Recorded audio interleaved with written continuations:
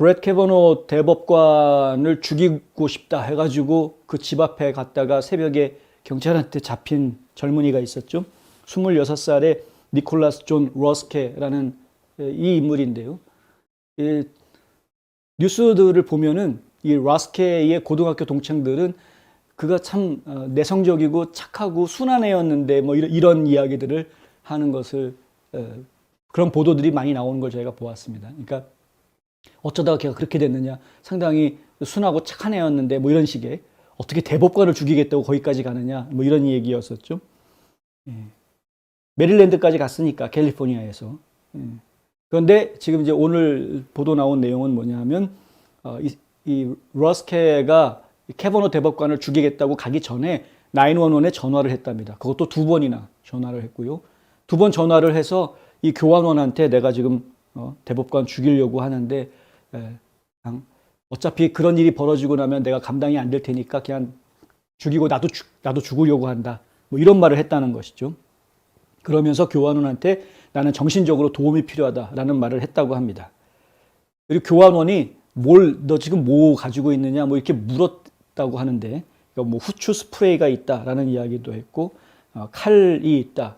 처음에는 뭐 there are 했다가 there is 뭐 이런 말을 왔다 갔다 하면서 그러니까 여러 개 있는 것처럼 얘기했다가 또 한 개만 있는 것처럼 이렇게 왔다 갔다 얘기하면서 뭐 공구도 있다, 툴이 있다라는 이야기를 했다고 그러고요. 다른 총은 없다, 폭발물도 없다, 그런 거 없다라고 말을 했다고 하는데 911에 전화했을 때에는 그런데 지금 경찰이 체포했을 때는 그런 그 무기류를 소지하고 있었던 것으로 그렇게 알려져 있죠. 그 교환원이 911 교환원이 이 친구한테 물어봤답니다. 그럼 오케이, 그 너 뭐 하러 거기 간 거냐? 단지 너 자살하고 그 사람 죽이려고 그냥 간 거냐? 그렇지 않으면 무슨 일이 일어날 것 같으냐? 이렇게 물어봤답니다. 그러니까 러스케가 답변하기를 맞았다.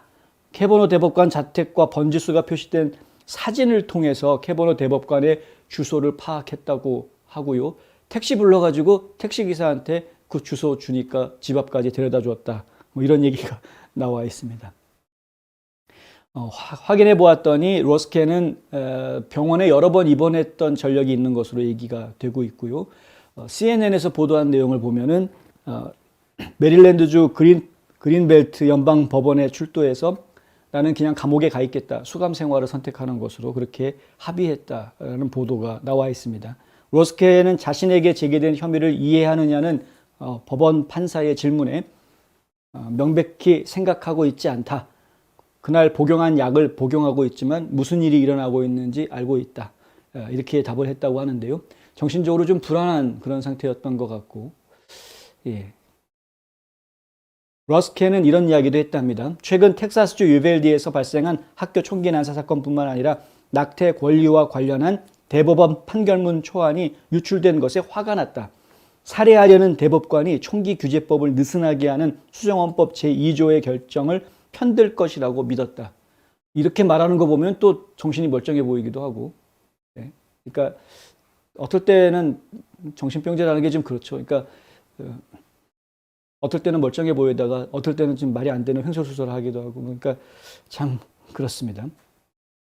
진술서에는 러스케는 자신의 삶에 어떤 목적을 부여할지에 대해서 고민하기 시작했고 인터넷에서 대법관의 몽고메리 카운티 주소를 찾은 뒤 대법관을 살해하기로 결정했다고 진술한 것으로 나와 있습니다.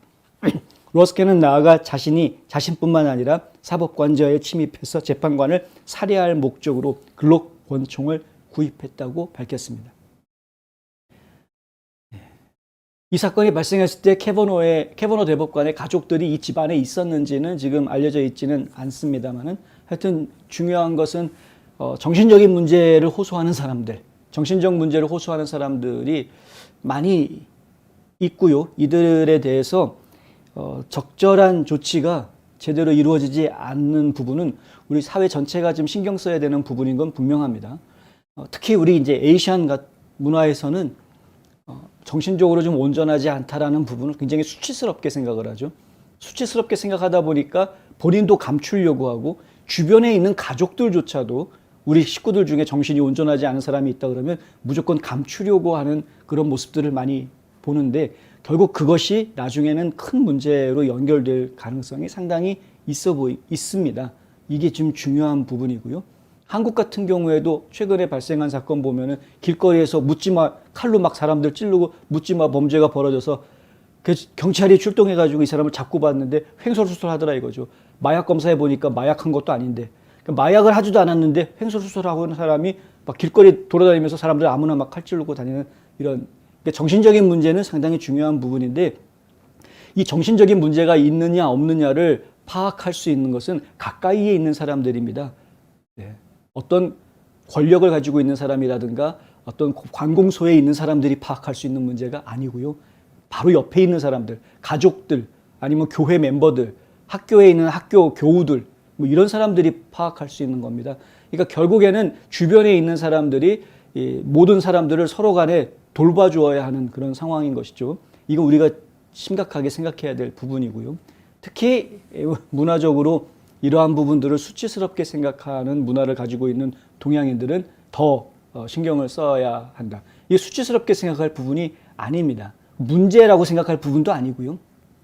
예, 누구나 다 정신적으로 어려워질 수 있고요.